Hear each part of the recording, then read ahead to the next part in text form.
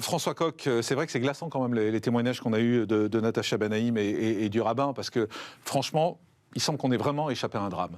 C'est glaçant et en même temps, moi j'en tirerai une petite lueur d'espoir, c'est que madame s'est définie, et j'ai bien noté ces termes, comme une citoyenne française de confession juive. Autrement dit, elle commence par son appartenance à la communauté politique qui, en France, depuis Rousseau, se construit sur l'arc républicain par l'adhésion au contrat social. Et qu'est-ce qu'elle nous explique? Que finalement, dans ce pays, quand les gens voient quelqu'un qui est attaqué pour la pratique de sa religion, les gens se dressent, ils se révoltent, ils font ce qu'ils ont à faire. C'est l'exemple qu'elle a pris de cet éboueur. Permettez-moi d'essayer de sauver quelque chose de cet exemple. Par contre, moi, je suis quand même très étonné des propos par lesquels on a commencé, ceux du ministre Darmanin, qui nous explique ce qui se passe. Il nous décrit une situation, mais un petit peu comme s'il était spectateur de cela.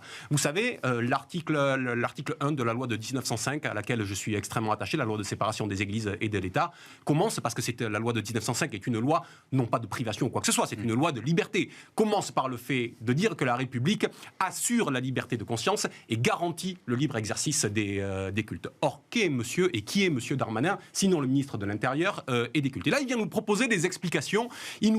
Finalement, il dilue un petit peu l'information sans qu'il y ait une responsabilité qui soit établie. Il ferait mieux de poser la question de cette responsabilité. Et j'en viens sur le troisième point, celui que vous évoquez. Il y a de fait, aujourd'hui, une défaillance sur la manière dont sont réalisés ou non réalisés les OQTF. Alors après, qu'il y ait des recours, que ces recours soient suspensifs, ça fait partie du droit. Mais peut-être qu'il faudrait quand même travailler. On peut le changer.